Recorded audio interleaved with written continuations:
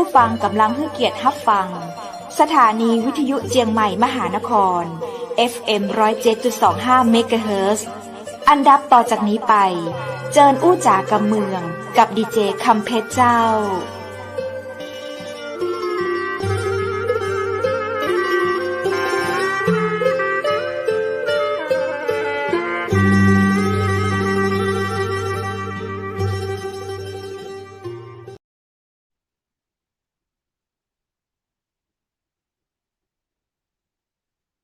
สวัสดีเจ้าสวัสดีคุณผู้ชมที่ฮักและก็เติงหาจัดนักนะเจ้ายินดีต้อนรับเข้าสู่รายการอูจากำเมืองตังเจียงใหม่มหานครแพร่ภาพออกอากาศจากอาคารวังสิงห์คำอำเภอเมืองจังหวัดเจียงใหม่เจ้า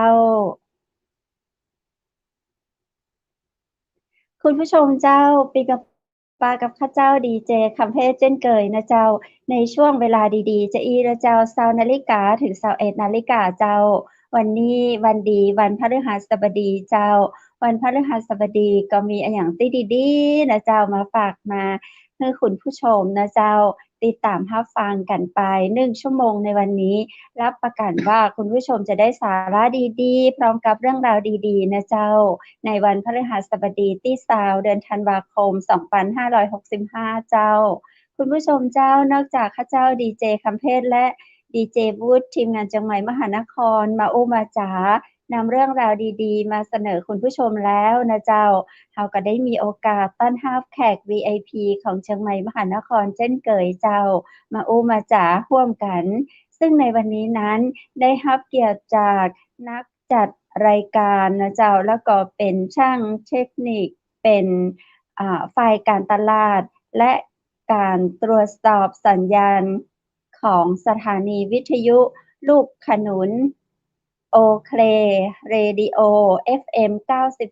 94.25 เมกะเฮิรตซ์อำเภอห้วยยอดจังหวัดตรังภาคใต้พู้นเลยนะเจ้าวันนี้จะมาแรงใต้ตัวกันนะเจ้าคุณผู้ชมเจ้าเฮาเคยเจอเปิ้นแล้วเฮาก็เคยแรงใต้กับเปิ้นมาพ้องแล้วนะเจ้าเมื่อปี64นะเจ้าถ้าข้าเจ้าจำเอาผิดก็ประมาณช่วงเดือนสิงหาคมหรือว่ากันยายนเนาะผ่านมาหลายเดือนเหมือนกันละถ้าอู้ว่าข้ามปีก็ข้ามปีมาแล้วเน้อเจ้ามาติดตามรับชมกันว่าในปีนี้นั้นดีเจขนุนหรือว่าคุณบุญสมพลบุญนี้จะนำเรื่องราวสาระดีๆอย่างมาเล่าสู่คุณผู้ชมผ่านตังเจียงใหม่มหานครโอกาสนี้นั้นข้าเจ้าขอเรียนเชิญปะกับดีเจขนุนหรือว่าในบุญสมพลบุญยินดีต้อนรับเข้าสู่ห้องเจียงใหม่มหานครสวัสดีเจ้า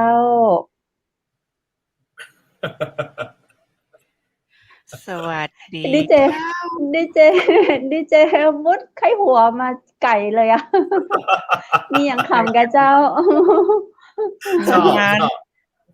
นานๆจะมาเมื่อเจียงใหม่จักทีอ่ะ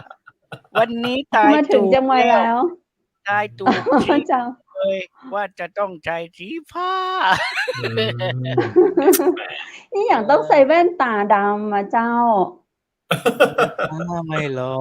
ก คุณพ่อไม่ดีไม่เด่นมาเจอแล้วมาเจอแล้วลูกเล่นเลยก่อนจะออกรายการเนี่ยคือทายกันหมายถึงว่าทายกันว่าใครแพ้จะเลี้ยงกาแฟครับเขาบอกว่าเดี๋ยววันนี้คุณคำเพชรจะใส่ชุดสวยๆสีอะไรอย่างเงี้ยแต่ผมบอกว่าสีส้มวันนี้ต้องสีส้มต้องไปเลี้ยงกาแฟมีคนถูกคนผิดกับเจ้าแล้วดีเจขนุนตายว่าเขาเจ้าจะใส่สีหยังสีฟ้าได้มาสีฟ้าอ๋อได้มาสีหนึ่งถือว่าถูกได้มาสีหนึ่งฟ้าทองวันนี้ใส่ฟ้าสีทองเจ้าแป๊บสวัสดีคุณผู้ฟังคุณผู้ชมจากจังหวัดเชียงใหม่ด้วยครับแล้วก็ตัวโลกนะครับผมแล้วก็สวัสดีเป็นป่าชาตายสวัสดีเปิ่นป้องหนองปีจังหวัดตรังและปืนตีไกลเกียงกระป้อมนาวันนี้เป็นโอกาสดีๆกับป้อมได้กลับมาอีกครั้งในรอบเดือนกับป้อมนากับรายการเชียงใหม่มหานครอู้จ๋าคำเมือง แหลงใต้กันได้ รู้เรื่องว่ากันไปครับเจอ โอ้ ครับ ขอบคุณเจ้าม่วนถ้า วันนี้ เป็น วัน ปี นี้ ใหม่ ช่วง นะคะก็ ท้าย เปิด ๆวันนี้ วู้ วันนี้ช่วง30 นาทีสุดท้ายผมเอาเคล็ดลับดีๆ มาฝากคำเพชรแล้วก็อ๋อด้วย มีอ๋อด้วย นะ เดี๋ยวบอก อ๋อ เออ คือ ผู้จัดการเฮาดีเจวูเจ้าเปิ้นฮ้องอ๋อ เฮา ผม จะได้ฮ้อง ผม อ๋ มีความ ด้วย ผมมีความยินดีเลยนะ พอเมื่อวาน เจ้า ติดต่อมาหาผมเนี่ย ผมรับทันที ผมว่างทันทีเลย เจ้า แล้ว อืม แต่ว่า แต่ เป็นคน ครับ ที่ให้อแรกด้วยโอกาส อ๋อ หนึ่งอแล้ว ขอบ หนึ่ง คุ อ ณ แล้ว เจ้า นี่ คำเพชรติดหนี้ผม 2 รอบแล้ว อืม เออ ดีเจคำเพชรติดหนี้ผม 2 รอบแล้ว รอบ ครับ ก่อนนะพี่วุฒิ เดี๋ยวผมฟ้องพี่วุฒิก่อน อา รอบ ฟ้ ก่อ อน ง นะ ประมาณเดือนหนึ่งหลังจากออกอากาศ วันนั้นผมติดต่อคำเพชรไม่ได้เลย ติดต่อได้แต่ติด อ้า ต่ ว อไม่ว่าง ผมจะออก มาออกรายการภาษาใต้ด้วย อืม อ๋อ เอ๊ะ เขาเจ้า อ้าว หายไปอยู่ไหนคะ? บ่ว่าง ค่ะ ติดงานน่ะค่ะ อ๋อ เจ้า เอาดอกไหน เขา นี่ จะหลง ๆ ดอ เออย เลย ก่อน ไหนสัก ก่ ด อน อยอยู่ เอาหงอนไก่ ก่อน หรือดอกกำฝอย อืม ก่อนอื่นต้องบอกก่อนว่า ข้างหลังเนี่ยมันสวยมากเลยอะ มันเป็นดอกอะไรครับ ถ่า ใช ย ่ หน้าบ้านนะ โอ่ เนี่ย อ๋อ ถ่ายที่หน้าบ้าน ของจริงเนาะ ของจริง อืม พรุ่งนี้ไลฟ์ส ข ด อง ให้ แต้ ดูเลย ไลฟ์สดให้ดูเลย พรุ่งนี้ไลฟ์ อืม โอ้โฮ สวยมาก สวยมาก ผมว่ามันเป็นอะ เปิ้ ไร น ที่ ฮ้อง สวย ดอกหยังเจ้า? เป็นดอกฝอยทองอะ มันเป็นดอกฝอยทอง อื และ ม ดอก ดอก เขาเรียกคล้าย ๆ กับหงอนไก่ แต่ไม่ใช่หงอนไก่นะ อีกตัวหนึ่ ค ง รับ อืม อืม เก็บ นี่ เก็บ งา พันธุ์ไว้นะ มเนาะ แบบบ่น่า อื เชื่อว่าม แบบจังหวัดตรังใต้จะมีดอกไม้ จังหวั งา ด มได้ มี ขนาด นี้ 7 คน เพราะว่ามีดอกไม้เมืองหนาวที่ขึ้นชื่ อื อ ม ดอกไม้เมืองใต้ สีสัน โอ้โฮ สวยงาม ตอน บ่ นี้ การเนาะ บ่การ ต ภาคไหน ตอนนี้มีทะเลหมอกด้วยนะ โอ้ เหรอ ว้า ครับ? โอ้ ว เช้า เป็นไง? โอ้ วันหลังต้อง อ๋อ ถ่ายภาพ บ้าน มาให้ ผม ดูแล้ว ที่บ้านผมเนี่ย บ้านผมนี่ไม่ต้องไป อื ดูทะเล ม หมอกให้ขึ้น ทะเลหม สู อง ก ๆ เล ขอย งจริง ทะเล อื หมอก ม ของจริง ได้เห็นทะเล อื จ ม ริง ๆ แล้วก็มีหมอก ถ้า ตวย จะดูเยอะ ๆ ต้องขึ้นภูไปนิดเดียว อื แล้วก็ดูได ค่ะ ้ เพิ่นฮ้องภูหยังเจ้า? ก็เรียก อะไรนะ ถ้ามะปรางพาราไดซ์ หรือว่าจะเป็น อื้อฮื ภูผา อ หมอก อะไรนะ มี โอ้โฮ ภูผาเมฆ อะไรเงี้ย พารา เย ได อะ ซ์ ก็ส แล้ว ว ก็ รรค์เลยเนาะ บ้าน โอ้โฮ ผมก็ไม่ต้องขึ้นภูเขา ดูได้ อื อ๋อ ม โอ้โฮ เจ้า นี่ ต่อไปนี่อย่างทะเลหมอกส่วนมากคนจะนึกถึงภาคเหนือนะ ตอนนี้แบบ อา ภาคใต้ เจ้ ของเราก็มีทะ อื เลหมอก ม แล้วเนาะ มีทะเล หมอก มี ของ เล จริง แล้วมีทะเลของจริง ยกเลไปไว้ เชียงใหม่บ้างนะ อืม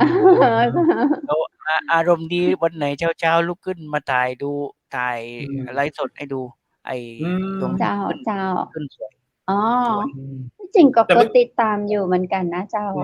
ม แล้วอากาศน่ะครับ อากาศเป็นไงบ้างครับ? ร้อนหรือฝน หรือไง หนา ครั ว บช่วงนี้? ช่วง หนา ช่ ว วง เก ล ลาง ย วัน ช่วงกลางวันนี่จะอุ่น ๆ นะ ไม่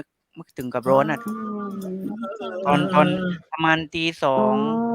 เที่ยงคืน ถึงประมาณตี 4 เนี่ย หนาอืม วเข้าหัวใจ โอ้ เลย อุ๊ย แต่นะ ก่อนเนี่ ป ย ระมาณผมจตี ำ ผม 22 จำได้นะ ตอนผมเว่า ด็ก ใต้ ๆ เนี่ย เขาบอกภาคใต้ไม่มีหน้าหนาว ตอนผมเด็ก ๆ นะ ผมจำได้เลย ตอนนี้มันเปลี่ยนไปแล้วเนาะ อาอืม กาศมันเปลี่ยนไปแล้วนะ ภาคใต้ บ้าน ก็ เราก็เปหนลี่ยน าว อืตอนนี้ใบม ยางร่วงเกือบหมดแล้ว อ๋อ เหรอครับ? โอ้ฮะ? โฮ ใบยาง ต้นยางพาราที่ คือ เขา ห ก ยัง รี อะเจ้า? อ๋อ มันผเจลั้ดา ใบ ไม้ยาง แล้วก็ตอนนี้ในอ๋อ นาก็เริ่มจะมีการ ธงลูกลมวางว่าวนะ อืลอง ม ๆ ๆ ลองเซิร์ชไปดูในเน็ต นาหมื่นสีอะ ตอนนี้เริ่มจะ น มี หมอื่น า สี ประเพณีธงลูกลม ออ๋อ า ใช่ ๆ ผมเคยเห็น อย่างงี้ครับดีเจหนุ่มตรัง ครับ ผมเคยไปที่ตรัง แล้วมันมีร้านกาแฟอยู่ร้านหนึ่งอะ ที่ตรงที่ นา นาหมขื่น ้าวอะ ใช่ ๆ ๆ นาหมื่นสีอะครับ สวยมาก นาหมื่นสี อ๋อ ครับ เดี๋ยววันหลังจะเอารูปมาให้ดู อืม แล้วคก็ือแผบบม เเพป็ิ่นสงจะีเห็น เยอะ ๆ เลยกะเจ้า ต้อง ดีเจ ต้อง เออ ต้องปาคำเพชรมาให้ได้ เออ สวย กำลังเอา ตรง นาหมื่นสีมาล่อมันกันเนี่ย นี่ อืม นี่ถ้า อ่า ถ้าแบบนี้ดีไหมเนี่ย เราคุยกันไป เจ้า ด้วยเปิดภาพให้ดูด้วยเซิร์ชไปดูแล้วก็เปิด เออ ช่องให้เขา ได้ ดู ได้ ให้ ได้ ให้แฟนเพลง ได้ ได้ดู ได้ นะ ลอง ไง ทำดูนะลองทำดู คุย ภา ไป พ ด้วย นาหมื่น มันจะ สี เบื่อหน้า ล พ อ ว ง กเรา ลอง แหละ พิม แต่ พ์ ว่าเราคุยไปเรื่อยๆ แล้วก็ เส Google นอภาพไปให้ดูเรื่อยๆ ใช่ ได้ ๆ ได้ ล ได้ อง ส่ง เอ๊ะ ภาพมา ครับ หรือยัง ได้ส่งภาพมาไหม? ไม่ ไม่เป็นไร ไม่ เอา ได้ ไป ส่ ดู ง ใน มา Google ตอนนี้เล ดู ยแห ใน ละ Google เรา ได้ไหม? คุยกัน ดู เราคุยกัน ไป Google เรื่อยๆ แล้วก็ อา เอาภาพอะไร เจ้า ขึ้นมา นา เรื่อย ห ๆ มั มื่ น น ก็ไม่ สี น่าเบื่อ ใช่ไหม ลองดู เจ้า มิติใหม่ของ เอ๊ะ การจัดรายการ แล้ว เอ ตร อ งนั้น ไอ้ดี ตรงนั้นเขาบอกว่า ที่มีภูเขาอะไรที่บอกว่าลูกช้างที่ช้างหาย อ๋อ ไป ใช่ ด้วยใช่ไหมครับ? ถ้ำเขาช้างหาย ถ้ำเขาช้างหาย อ๋อ อ๋อ เล่าให้ฟังหน่อยสิ ทำไมถึ หาง ย ชื่อ จริ นี้ ง อะ ก ครับ? เจ้า เป็น อืม ๆ มันมีประวัติช้างหายไปข้างในนั่นแหละ อืม แล้วก็ คือหาย คน ไปเลย คนหายไปด้วย อ๋อ ประวัติมันยาว อาแต๊กอะฮะ อื อ๋อ ม มี ประ เร วื่ัอ ติ ง มัน เล่า เยอะ มีเยอะ ที่ตรังนี่สถานที่ท่องเที่ยวมาก โอ้โฮ เยอะมาก เย อื อะมาก ที่ตรัง บอกไม่ ถูก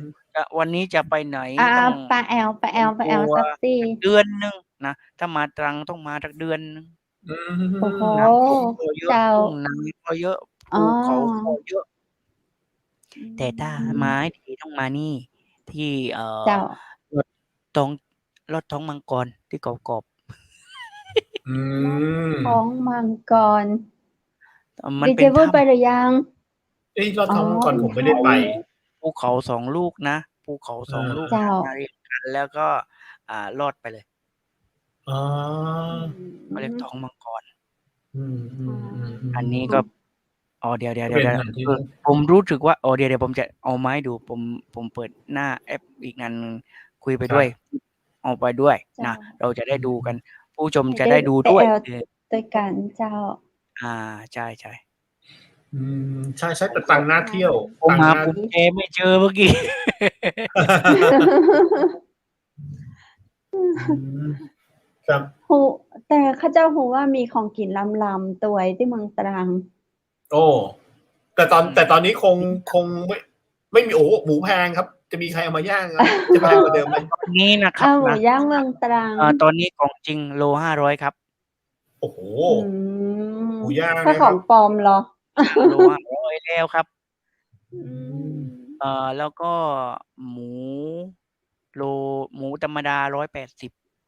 อื อื ม ม ออืืม ม ไปไหนก่อน โอ้ ตะเกีย หมู ก ย่าง ก เมือง บ ตรังอะ น่า หมู กิ ย่าง น ตรัง ใช่ มีขนม ๆ ๆ อ ขร่อย นมเปี๊ยะก็อร่อย มีขนม เคย เต้า ได้ยิ ซ้อ นมา อร่อย ขนม อืม เต้าซ้อ อืม อืม เขาบอกว่าเช้า ใช่ ๆ เนี่ย ถ้าไปถึงเนี่ย มันจะมีร้านติ่มซำ อะไรอย่างเงี้ย ผมว่าจริง ๆ แล้วตรัง คือวัฒนธรรมของคนใต้เนี่ย เขาจะแบบว่าอะไรนะครับ จิบชาหรือกาแฟอะเนาะ แล้วก็ ใช่ ส่วนมาก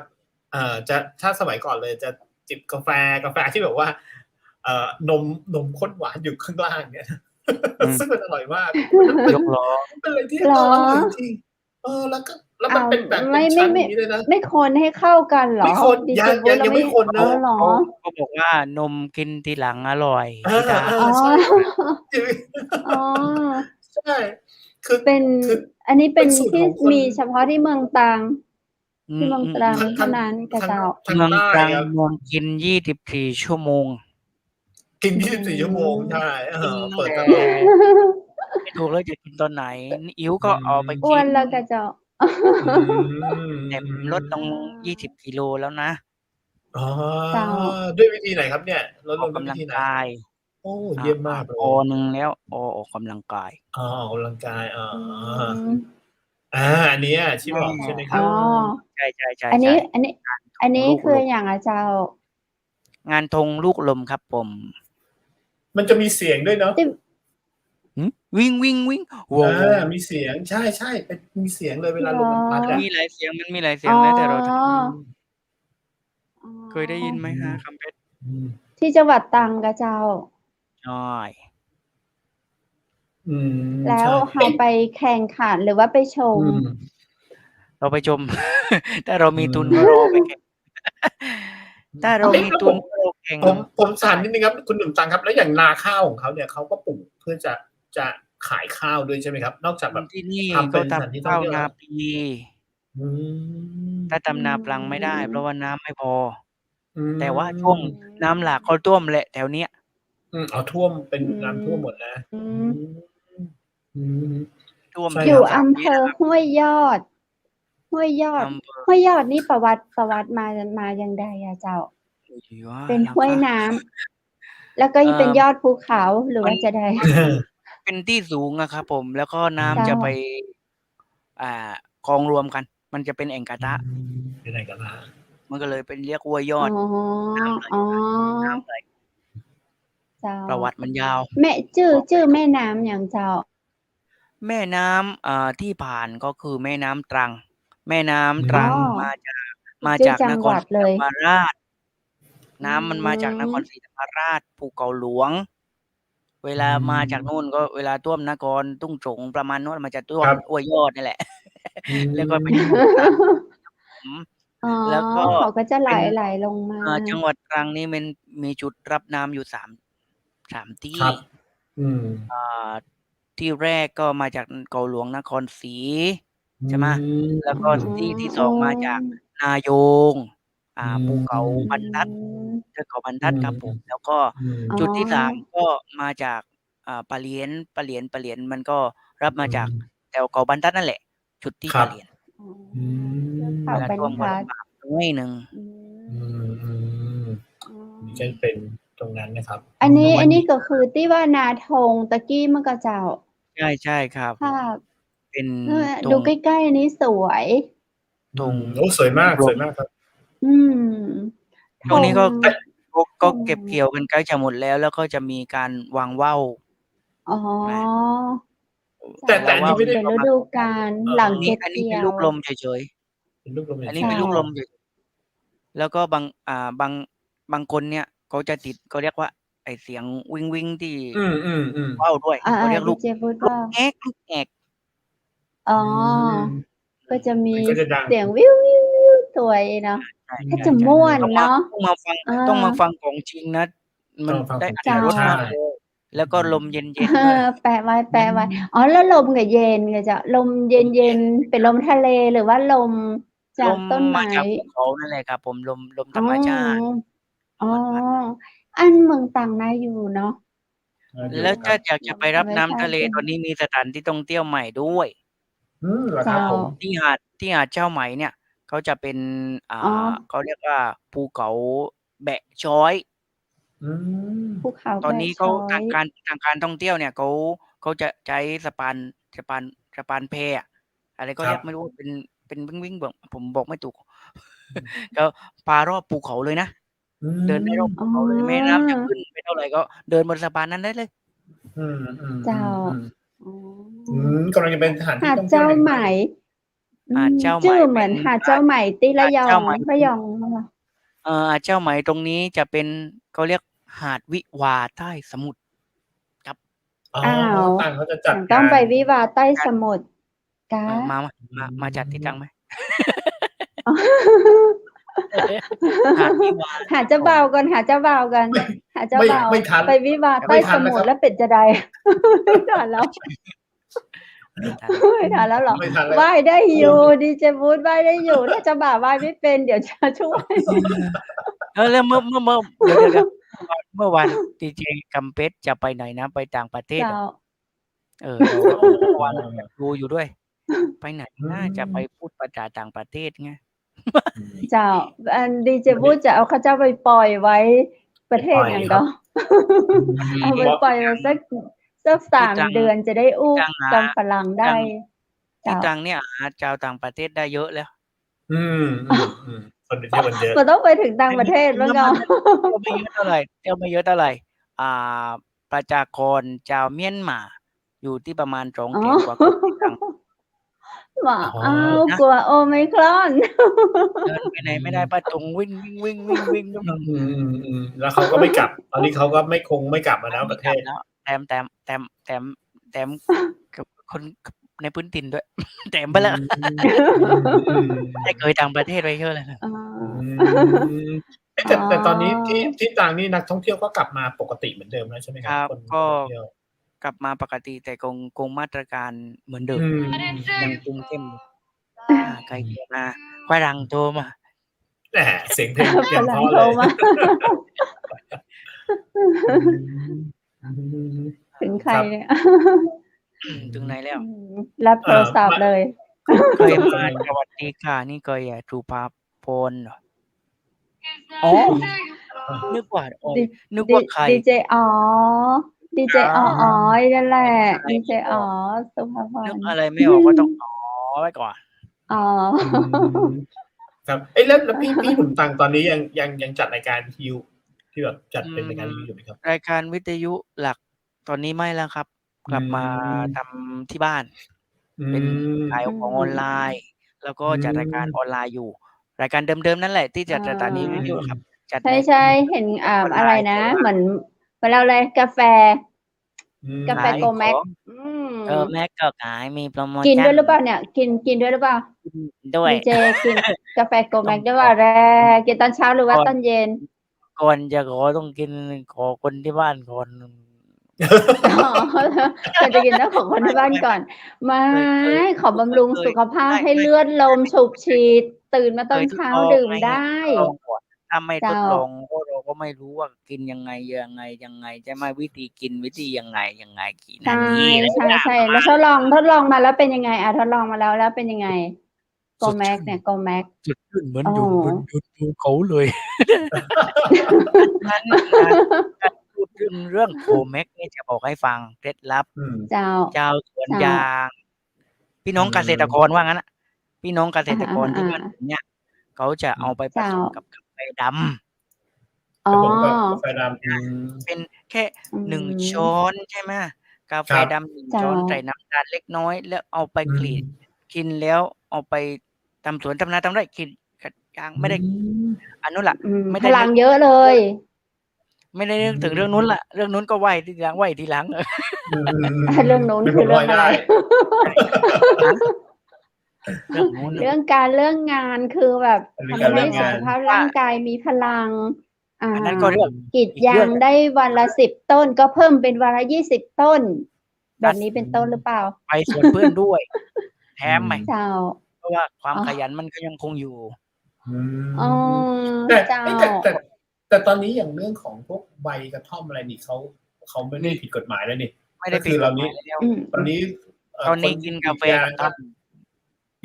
กับกระท่อมแล้วถ้าได้โกแม็กได้ไหมก็ยิ่งดีเหรอการันตีมีข้าเจ้ามีกาแฟโกแม็กข้าเจ้าก็กินนะข้าเจ้าก็กินเมินกินแบบเวลาเรารู้สึกไม่มีแรงเราอ่อนสุขภาพอ่อนแอเดินทางข้าเจ้าก็กินโกแม็กถึงแม้เพิ่นจะบอกว่าอย่างก็กาแฟสำหรับท่านชายแต่ว่ามันมีเขาเรียกว่าอย่างก็เก้าอี้อะไรอย่างก็ดีเจขนุนมันมีอย่างก็ที่สำหรับไม่ยิงเก้าจี้เก้ากี้เก้ากี้อะไรที่แบบดูแลสุขภาพผู้หญิงเนี่ยดูแลสุขภาพภายในผู้หญิงนี่เชียงใหม่1 คนตอนนี้เข้ามาดูเชียงใหม่1 คนที่ตังก็มีคุณจากรเสี่ยวปู้แล้วก็วัชรพงษ์หลงระเริงน้องตานุกนี่ถ้ามาจังหวัดตรังห้วยยอดต้องเจอตานุกแน่เลยตานุกชอบไลฟ์สดชอบไลฟ์สดไลฟ์สดเกี่ยวกับอะไรอย่างเจ้าทุกอย่างนะครับเขาโปรโมทเป็นลูกมือของท่านจจน้องหมออินตาสักหน่อยใช่นินทานสักหน่อยจริงๆแล้วผมว่าจริงๆแล้วการไลฟ์สดเนี่ยเอาอย่างที่เคยรู้เลยนะครับการไลฟ์สดเนี่ยนะครับประเทศจีนเนี่ยเขาบรรจุเป็นวิชาเลยนะวิชาการไลฟ์สดเพื่อการขายของเลยนะใช่เพื่อการขายของเลยเขาแบบว่าเขาจะมีเทคนิคมาบอกว่าจะไลฟ์สดอย่างนี้เราจะต้องปิดการขายอะไรยังไงผมเลยเชื่อมันเป็นมูลค่าเลยนะที่เมืองจีนนะครับผมเพราะฉะนั้นตอนนี้คนไทยเนี่ยอย่าไปอายอย่าไปกลัวอย่าไปอะไรเลยคนไทยไลฟ์สดเล่นเฟซเป็นอันดับ1กรีดยางก็เอาเล่นแต่ไม่ได้ประโยชน์มากมายเล่น 90%ได้ประโยชน์จริงก็ 10% เนาะใช่ครับ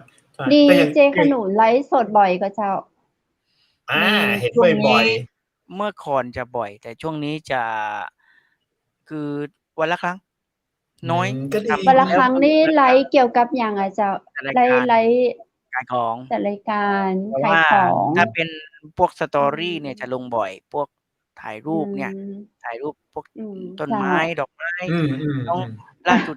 เมื่อวานก็น้องหมายิ้ม เอาว่าไป คือเป็นการขายของในตัว ใช่ ใช่ครับ เจ้า จริง ๆ แล้ว อา คนอาจจะชอบว่าเราว่า เอ๊ะ ทำไมแบบ โอ้โฮ เดี๋ยวก็ลง แต่จริง ๆ แล้วอย่า เชื่อไหมครับ อันนี้เป็นการโพรโมตตัวเองอย่างดีเลย ใช่ โพรโมตตัวเอง แล้ว อย่า แต่ งดี ว่า เรา เรา ทำ จะ อะไร อย่างเงี้ย เราจะ Story ไปแบบไหนเรื่อย ใช่ ๆ จะไม่ ใช่ เหมือน ครับ เพื่อนขายของ อา นะ อืม เจ้า มันก็ต้องคิด บางที อะ รู ไร ปอันนี้ลงไป ลงรูปนะ อืม ของผมเนี่ย ตัว ครั นี้ บ อืม เจ้า ลองสังเกตดู ลงรูปนี้ไป แต่ว่าไอ้คำเขียนน่ะไปเรื่องหนึ่งเลย อ๋อ ใช่ คนละนั่นเลยเหมือนกัน ข้าเจ้าก็เหมือนกัน ลงรูปแบบ โอ้โฮ ไปเที่ยว แต่ว่า เนื้อหาสาระธรรมะไปวัด นะโมตัสสะ เกี่ยวกันไหมภาพกับ ข้อมูล ใช่ แต่จริง ๆ นะครับ อย่าง คื เว อ ลาผมลง อาจารย์ของข้าเจ้า ครับ เจ้า เอาเลยครับ พูด อะไร เลย คือ เจ้า เดื ดี อด เจเจ้า เวลาผมลงอะไรอย่างเงี้ย เรื่องของการทำงานเนี่ย เดี๋ยวผมก็จะได้งานมาแล้ว เจ้า มันเหมือนเป็นการโพรโมตตัวเองเลย ผมลงปุ๊บ แล้วเดี๋ยวคนก็จะ ใช่ คนก็ ต้ จะ อง ได้รู้ว่า ใช่ ต้องท เดี๋ยวเราทำงานตรงนี้ด้วยเหรอ อะไรเงี้ย เขาก็จะมาติดต่อเรา ใช่ ด้วยจากการที่เห็นเฟซบุ๊กเนี่ย จริงเพื่อนเรานี่แหละ เป็นอะไร คนที่มีค่ามากที่ สื่อ สุดใน สื่อกลางที่จะนำพาเราต่อไป อาจารย์ เพราะฉะนั้นอย่าไป อย่าก ง ลัว อย่างคือเพชรเนี่ยเรียนนิเทศศาสตร์ อาจารย์จะบอกเลยว่า อาจารย์ที่สอนนิเทศศาสตร์ก็จะบอกเลยว่า ถ้าเราจะ ถ้าเราไม่รู้จัก PR ตัวเราเองก่อน อย่าไปคิดที่จะ PR หน่วยงานหรือว่าอะไรต่างๆ นานา สิ่งที่จะทำอันดับแรกเลยคือต้อง PR ตัวเองให้ได้ก่อน ให้ PR ให้ตัวเองให้เป็นที่ยอมรับ ให้เป็นที่ชื่นชอบของคน แล้วก็ พอเขาชอบเราพอใจในสิ่งที่เรา PR ตัวเราแล้ว กาแฟโกแม็กกี่ลังก็สั่งมา ถ้าเรานำเสนอออกไปคนก็จะตาม แล้วนอกจากกาแฟโกเม็กตายะไปไหนแล้ว? อ๋อ ยังอยู่ ทายะข้าเจ้าก็แบบ ใช้ได้ ไปได้สวยมาก คือของดีมันก็จะขายตัวของมันได้ ใช่ ๆ ปกติเมื่อปีที่แล้วเราขายขวดละ 450 บาท อาจจะเริ่มขายแล้วนะ เอาเลยครั ปี บ ที่แล้วเราขาย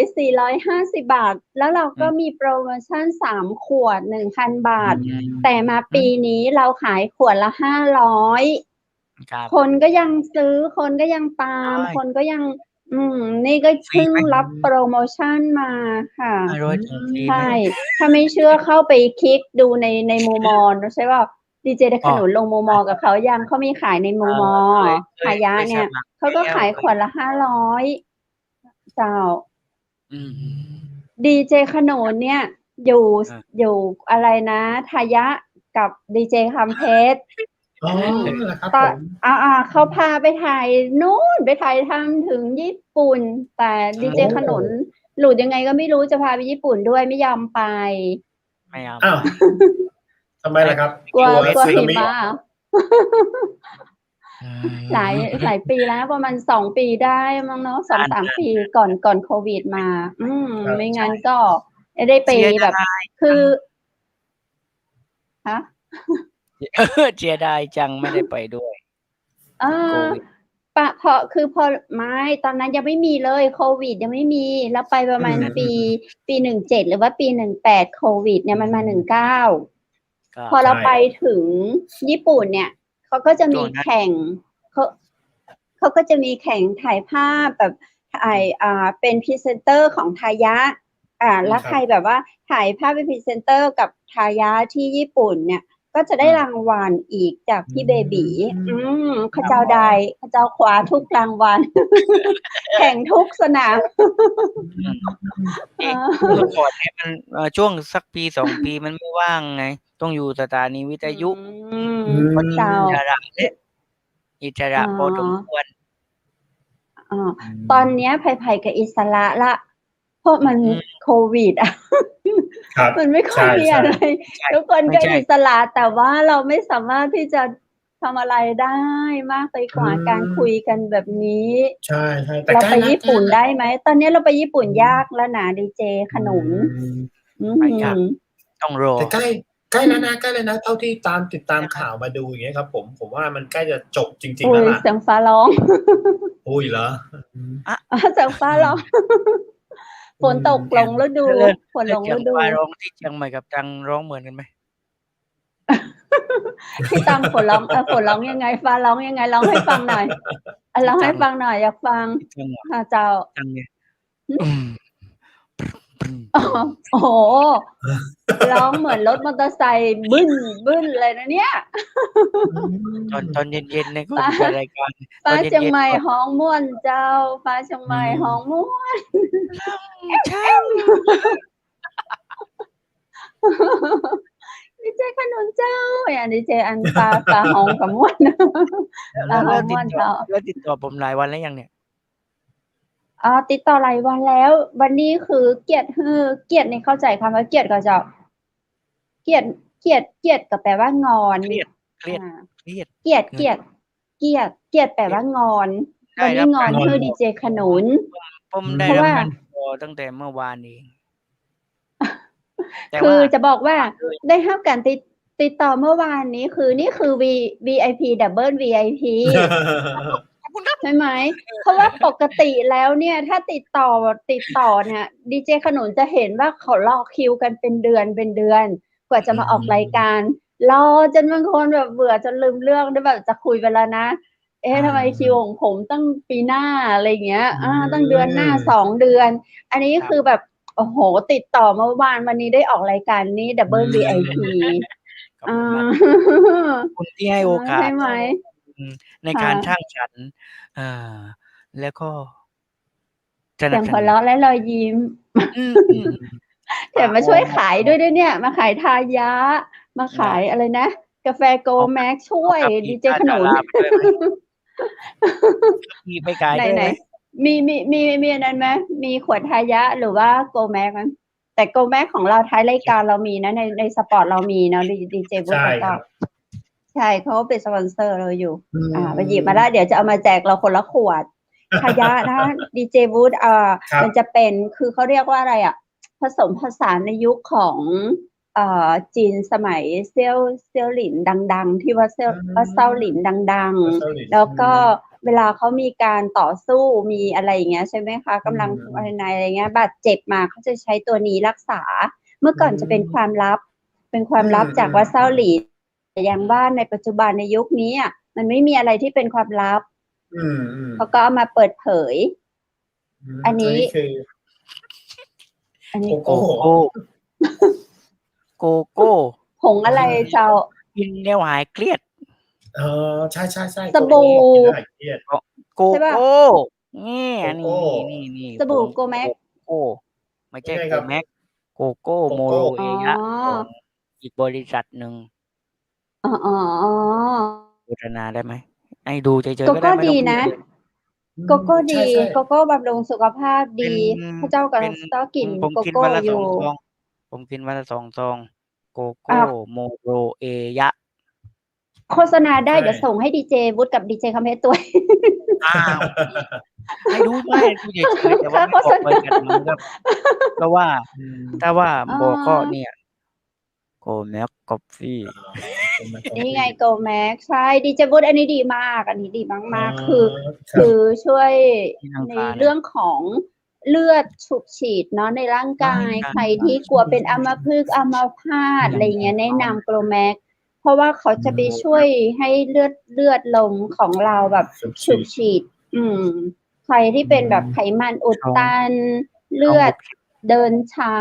Go Max เลย เช้ามา1 ซ กิ อน แล้ ง วตา เนาะ สว่าง แล้ว เล ก็ ย บ่าย1 ซอง ใช่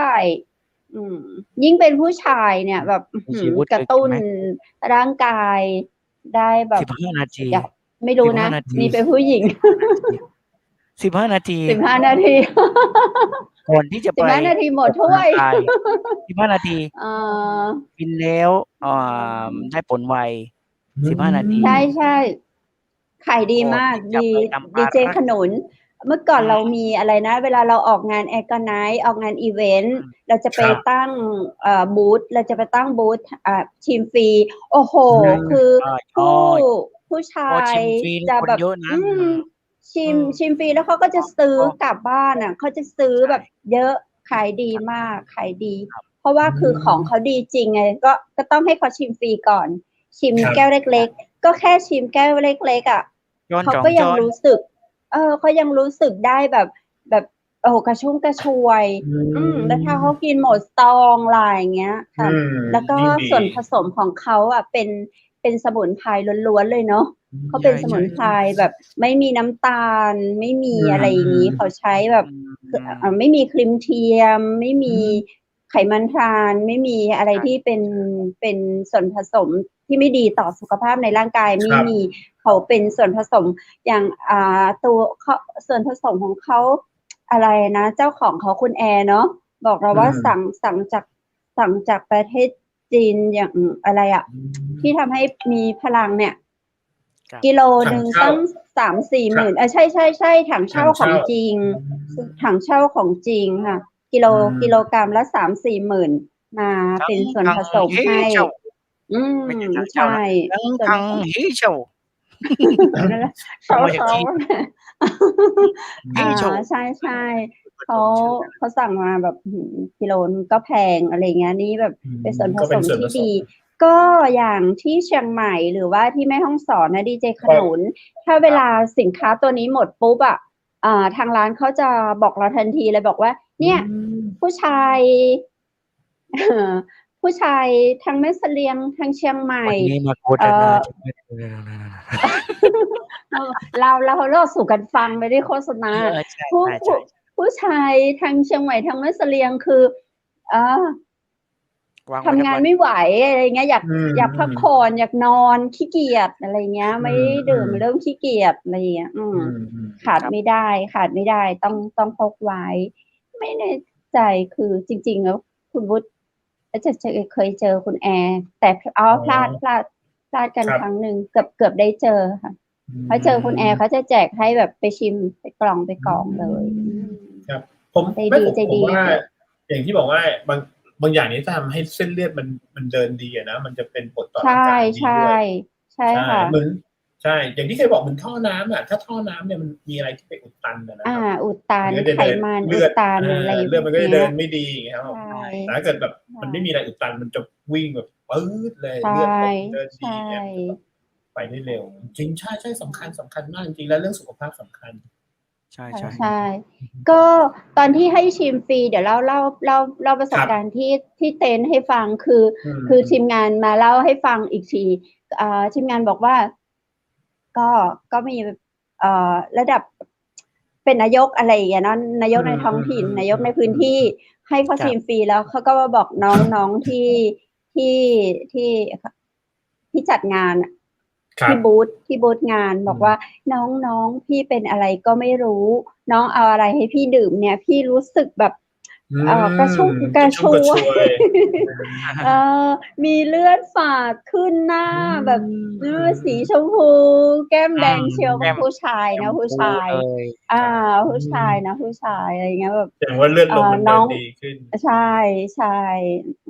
ป้องกันอัมพฤกษ์อัมพาตได้เลย เราไม่ได้โฆษณาเนาะ เราเล่าสู่กันฟัง เล่าสู่กัน ใช่ ไม่ จริง ๆ แล้วถ้าเกิด อะไรดีก็มาเล่าสู่กันฟัง เออ ของเขาดีจริง ของเขาดีจริง นี่ ครั เขา บ ไม่ได้จ้างเรานะ นี่เรา ค่ะ ด้วยใจ บอกได้ตามตรง ใช่ ใช่ไหมครับ ใช่ อืม ผู้หญิงอย่าง ดี เพชรก็ดื่ม เวลาเดินทาง หรือว่าเราทำงานเยอะ อะไรอย่างเงี้ย ครับ ก็ดื่มกันได้ ไม่มีเรี่ยว เนาะ ไม่มีแรง ใช่ ดื่มแล้วแบบ รู้สึกกระชุ่มกระชวย ทำงานได้คล่องแคล่ว มีแบบ มีพลังอะ มีพลังในการทำนู่นทำนี่ได้ดี สมองก็โลดแล่นด้วย ร่างกายดี สมองก็โลดแล่นค่ะ ถ้าไม่ คือปกติเนี่ย โดยปกติเป็นคนไม่ดื่มกาแฟ ผิวพรรณผ่องใสขึ้น ผิวพรรณผ่องใส ใช่ ผิวพรรณผ่องใสขึ้น ใช่ใช่ ก็ ก็คือแบบมันจะเป็นมีเลือดฉุบฉีดไง แก้ม ครับ สีชมพูแดงเลย ครับผมใช่ ดื่ม ใช่ ดื่มได้ดื่มดี ทางตารางขายดีไหม ทางขายดี ผมมีโปรโมชั่น ถ้าไม่ ลูกค้ มีก็คือผู้ชายไม่ได้ทำงานเลย ผู้ชาย มี ที่ ลูก ตาราง มี ก็ไม่ได้ ตลอดครับไปเรื่อยๆครับผม ใช เดือนหนึ่งก็ประมาณ ใช่ 30 กล่องได้ ครับ โอ้ เก่ง เยี่ยม เก่ง เลย เก่ง เฉลี่ยวันละกล่องพอ โอ้เก่งมาก เยี่ยมเลยครับ ผู้สูงวัย 40 อัป จัดตลอด 40 อัปนี่ถือว่าสูงวัยแล้วเหรอครับ ยังไม่สูงวัย กลางๆจะสูง โอ้โฮแล้วคน 50 กว่านี่ไม่สูงเลยเหรอ แต่เคยเห็นนะ ครับ 70-80 อะไรอย่างเงี้ย เขาก็ใช้บริการ แต่แฟนเขาดี ของเขาดีจริง ใช่ ดื่ม ไม่จริงแล้ว กาแฟตัวอื่น ก็ดื่ม ไปเลย ได้ พอวัย แต่ หนึ่งมันต้องหาเรื่องของเสริมอาหารแล้วเนาะ ใช่ ใช่ ครับ ใช่ อาหารอย่างเดียวไม่ เราต้อง พอ ดู อาหาร เพื่อสุข ที่ ภาพของเรา 40 เริ่ม อืม 40 เริ่มจะหา 50 เริ่มจะหา 60 อัปขึ้นไปเนี่ยรู้สึกว่าจะต้องหาที่ละ ครับ หาเจอแล้ว ใส่กระเป๋าแล้ว เจ้า เพราะว่าของเขาดี ใช่ ครับ ๆ อย่าง ไม่ใช่แบบ 70 ดื่ม ต้ กา อง แฟ ฝ่า แล้ว ฟัน แบบ อะไรอย่างงี้ไม่ใช่อย่างนั้นนะ ใช่ 70 ต้องฝ่าฟัน ก็ถ้าแบบว่ารู้สึกเจ็บปวด เหนื่อย เมื่อยตามตัว ดีเจขนุนเราก็แนะนำน้ำมันนวดทายะเนาะ น้ำมันนวดทายะเนี่ย ดีเจวูดมันจะแปลกกว่าน้ำมันนวดโดยทั่วไป อย่างเวลา ครับ ปกติเราเจ็บ เราปวด เราเมื่อยเนาะ เราให้หมอนวดหรือว่าเรานวดเนี่ย เราจะใส่น้ำมันทาไปด้วยใช่ไหมคะ แล้วก็นวดไปด้วย แต่น้ำมันนวดทายะนี้เขาจะแตกต่างจากน้ำมันตัวอื่น คือเขาจะนวดก่อน เราเจ็บตรงไหนนวดตรงนั้น ใช่ นวดเสร็จแล้วเราถึงใส่น้ำมันทีหลัง พอใส่น้ำมันแล้วห้ามนวด ค่ะ ผมเคยทดลองนะ ครับ ค่ะ ซื้อมากวดหนึ่ง เจ้า หลังมือเนี่ย หยดลงไปเลย นั่งดู ค่ะ ซึมลงไปเลย ซึม พอซึม เข้าไป ซึมประมาณไม่เกิน 1 นาที ซึมเข้าไปแล้วก็เย็นถึงกระดู ไม่เหลือก ร่องรอยเลย ใช่ เย็นถึงกระดูกเลย อาการเจ็บ อาการอะไรหาย แบบไม่ต้อง ข้อ ไม่ต้อง เข่า ขยับ ใครที่แบบ ไม่ต้องขยับ ดังกุ๊บกั๊บอะไรอย่างเงี้ย คุณยาย เพชรมีคุณยาย ให้คุณยายใช้แบบประจำเลย เพราะว่า มี คุณยายเป็นกระดูกทับเส้นน่ะ ดีเจขนุน คุณยาย มีลูกค้าอยู่เคสหนึ่ง เดี๋ยวพ ค่ะ รุ่งนี้ผมจะย้อนรอยไปดูในคลิปยูทูบนั้นอีกที เจ้า เดือนหนึ่งใช้ทา จากเดินไม่ได้ ค่ะ นะ เดิน ใช่ เจอผมข้างหลังแกวิ่งเลย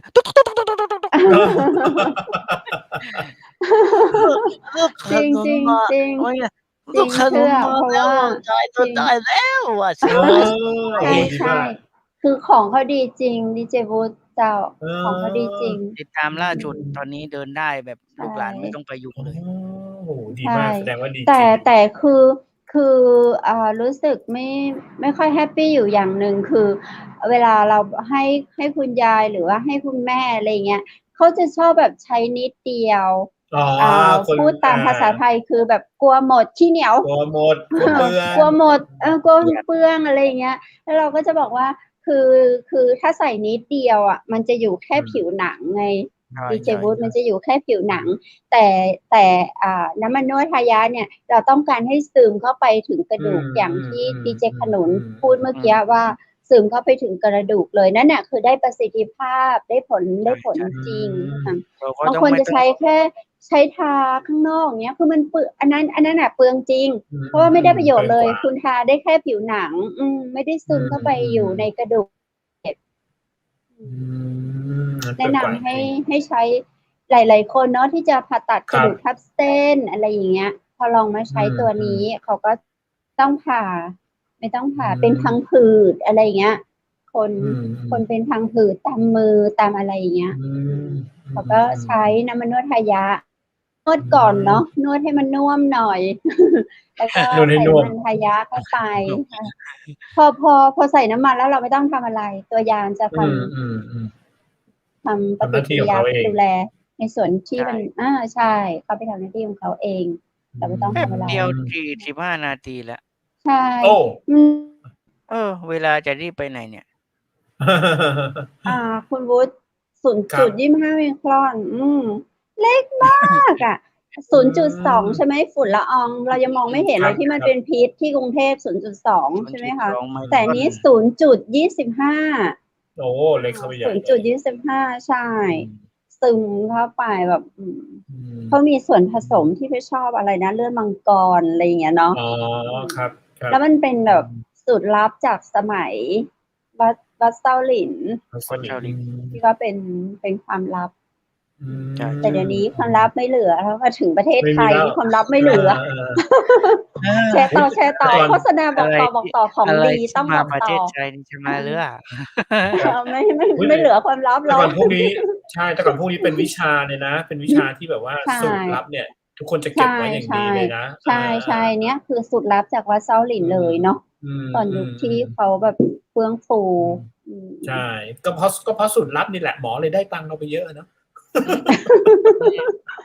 ลับ หมอเลยได้ตังค์เราเยอะ ไม่ยอมมาเปิดเผย เดี๋ยวที่ก่อนเข้ารายการนี้คุณอ๋อบอกว่าจะอยากจะรู้เรื่องเคล็ดลับสุขภาพ อ๋อ ใช่ นะใช่ดีเจอ๋อรอฟังอยู่ ถามผมว่าน้ำหนักลดกินอะไร อ๋อก าแฟจงแพ้แล้วหลังไหม แต่ถ้าจะให้กำเพชรลดด้วยก็ช่วยกันแนะนำนะครับที่คุณอ๋อนะ ใช่ ตรงนี้ทาง ใช่ ไลน์ ได้ แล้วก็ แต่ บอกว่า ติด ก็ ตาม กาแฟ ติดตาม Facebook คุณอ๋อหุ่นดีออกจะไปลดทำไมอีกเนาะ นะ ใช่จะเหลืออะไรให้ลดอ่ะ บอกว่าโอย5 โล 5 โลไม่รู้ว่ากิโลเมตรหรือ5 กิโลกรัม ตอนนี้ดูดีออกอย่าไปลดเลยครับ อย่าไปลดเลย ครับ ยิ่งช่วงนี้อะไรก็หมูก็แพง กินผักเยอะๆเดี๋ยวน้ำหนักก็หาย ครับหนุ่มตังมีอะไรนะครับ มีอะไร5 อนะเห็น เคล็ดลับยังไงคะได้แค่โอกาสมา1 ออย ขอบคุณที่ให้โอกาสมาร่วมสร้างสรรค์และก็จะนับเป็น30 นาทีถ่ายแล้วหรอ ทำให้อารมณ์ดี เพราะเรากินอาหารที่มีประโยชน์ อารมณ์ดี สุขภาพด้วยส่งเสริมสุขภาพด้วยอาหารเสริมที่มีคุณภาพครับแล้วก็ร่วมกันด้วยการออกกำลังกายเสริมไปด้วยจามโจและน้ำหนักจะดีนอนหลับไม่เพียงพอจงนอจบแบบรวดเร็วเลยชัดเจนจดทันไหม จะจำได้ไหม5 ข้อจำได้ครับอารมณ์โอกาสครับแล้วก็อะไรนะคุณอ๋ออาหารสร้างสรรค์และสร้างสรรค์เสริมจุกด้วยการนอนหลับให้เพียงพอจะได้มีน้ำหนักที่พอดีดีครับเดี๋ยวจะถ่ายลงไลน์ไปให้ดูที่5เนี่ยสัญญาณข้าเจ้าแบบเดี๋ยวจบรายการเดี๋ยวถ่ายรูปไปให้ดูเลยนะดูสัญญาณที่5เนี่ยผมจะไม่เขียนไว้แล้วไงต่ออีกเครื่องได้ไหมที่5จะร้องเพลงแล้วเหรอจะลารายการเร็วสีแดงเนอะ50 นาทีแล้วแล้วเราก็จะมาประมาณอีก4 เดือนข้างหน้า4 เดือนนานขนาดนั้นเลยมีอะไรแปลกๆเรียกมาได้ทุกวันครับวันนี้ปกติแล้วจะจัดรายการ5 โมงถึง 1 ทุ่มแต่ก็เลยจะพอได้คิวทางนี้มาเขาเลยบอกว่าวันนี้หยุดก็ได้ทุกวันพรุ่งนี้ก็น่าจะหยุดอีกวันนี้มาเชียงใหม่เจเฟสไปตรังแล้วก็วันพรุ่งนี้อาจจะลารายการอีกวันเพราะว่าติดงานก้าวดำญาติช่อมไม่ได้ละญาติช่อมไม่ได้เลยเรื่องพรุ่งนี้ต้องไปงาน เขา แล้ว ไป ก็มาจัดมารืน ทางที่ดี แล้วก็เดี๋ยวจะไปยืม YouTube ไปลงใน Facebook ด้วยเนาะยืม YouTube จากเชียงใหม่มหานครไปลงใน YouTube คนใช้เสียงตรงประจิตรีด้วย มีผู้ติดตามเกือบ 1,900 แล้วตอนนี้ โอ้เยี่ยมเลยครับ สวัสดีคุณปกฤทธิชัยด้วยครับนี่คุณป้าน้ามาจากตรังมาจากตรัง แล้วทำไมของคุณคำเพชรมันหมุนติ้วอีก เน้นหมด ต้องใช้3 BB เนี่ยโฆษณาให้หน่อยใช้เน็ตอะไรเนาะครับคงใจยังไม่ได้เสียรายเดือน10 นาทีครับก็ให้ระหว่างรอคุณกำเพชรผมว่าให้ดีเจหนุ่มตังฝากอะไรกับคุณผู้ชมรายการทางเชียงใหม่มหานครเลยดีกว่าครับได้ครับก่อนอื่นก็ต้องขอบคุณทางทีมงานเชียงใหม่มหานครทุกฝ่ายมาแบบด่วนก็มาด่วนมาแบบเร็วก็เร็วได้ใจโดนใจมาเร็วเกมเร็วต้องเชียงใหม่มหานครแล้วก็ขอบคุณไปยังแฟนรายการเชียงใหม่มหานครชาวเชียงใหม่และก็พื้นที่ทั่วโลกเลยนะครับผมแล้วก็พี่น้องชาวจังหวัดตรังบางส่วนที่กำลังดูไลฟ์อยู่ตอนนี้ครับและก็ขอบคุณตัวเองด้วยที่ทำให้ตัวเองว่างแล้วก็ขอบคุณทุกคนทุกฝ่ายครับแล้วก็โอกาสหน้าเนี่ยจะมีอะไรมาแปลกๆใหม่ๆเรื่อยๆมาไปหามุกก่อนโอกาสหน้าเนี่ยเดี๋ยวมาใหม่อีกทีถ้ามีโอกาสถ้าต่างเชียงใหม่มานครให้โอกาสเขาจะมาทันทีทันใดเหมือนกันครับขอบคุณครับขอบคุณครับโอเคคุณกำเพชรครับโอเคให้พี่หนุ่มตังเขาฝากอะไรกับคุณผู้ชมทางบ้านไปแล้ว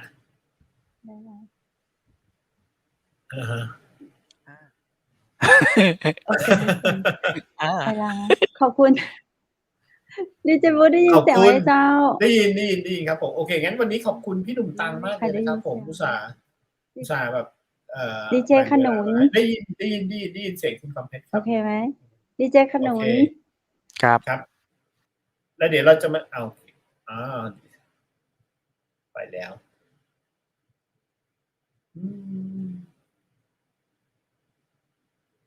เหลือผมคนเดียว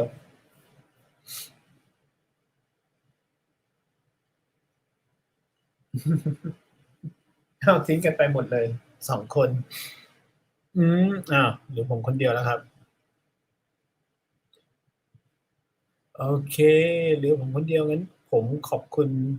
คอนเฟกผักกรอบก่อนแล้วกันนะครับคอนเฟกผักกรอบมีประโยชน์จากผักแท้ 100% ครับผสมนมฮอกไกโดด้วยนะครับแล้วก็มีได้ประโยชน์ด้วยหอมจากนมฮอกไกโดแล้วก็ยังผสมน้ำผึ้งด้วยยังไงมีติดรถไว้นะครับผมนี่ติดรถไว้ประจำเลยเพราะว่าเวลาหิวเนี่ยก็ได้คอนเฟกผักกรอบนี่แหละครับ3 ถุงแค่100 บาทเท่านั้นเองนะครับติดต่อตัวแทนจำหน่ายได้นะครับที่เบอร์0612890112นะครับผมแล้วก็อีกเบอร์หนึ่งคือ0856163199ครับคอนเฟกผักกรอบจริงๆผมการันตีว่าทานแล้วอร่อยมากจริงครับผม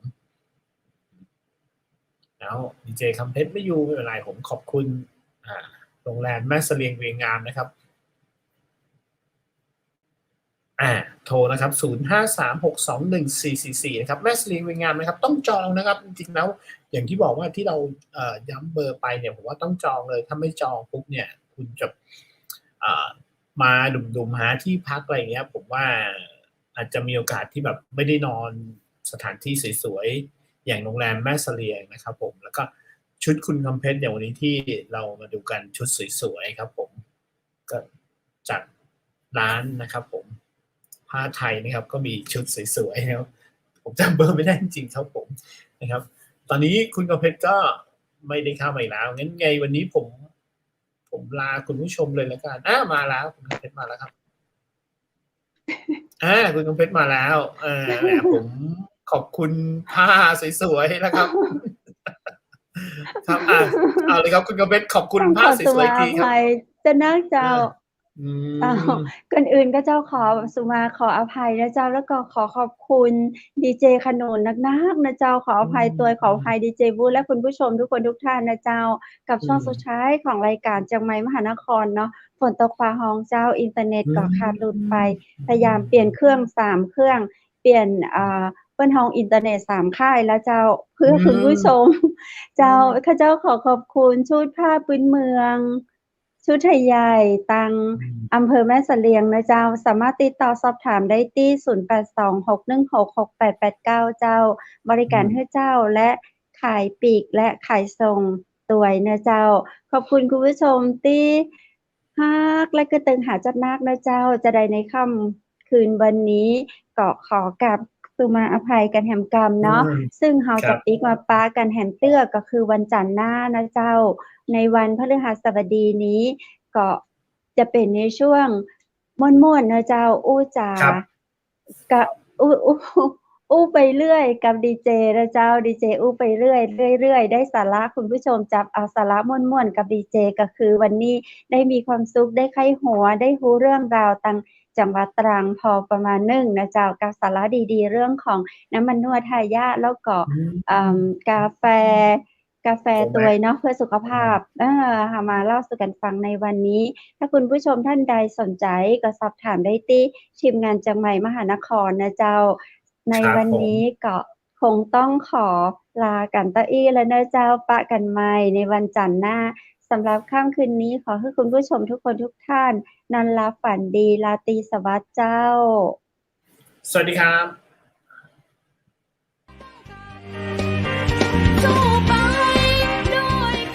สถานีวิทยุเจียงใหม่มหานคร 107.25 เมกะเฮิรตซ์ ขอแสดงความห่วงใยและเป็นกำลังใจให้ทุกท่านในช่วงการระบาดของโรคโควิด -19 ในครั้งนี้เพื่อลดความเสี่ยงควรสวมหน้ากากอนามัยทุกครั้งล้างมือเป็นประจำขอให้อยู่ที่บ้านให้นักที่สุดด้วยความปรารถนาดีจากหมู่เฮาเจ้าเจียงใหม่มหานครสนับสนุนโดยกาแฟโกแม็กคอฟฟี่และโรงแรมแม่เสรียงเวียงงามโทร 053-621-444 และ 081-595-2883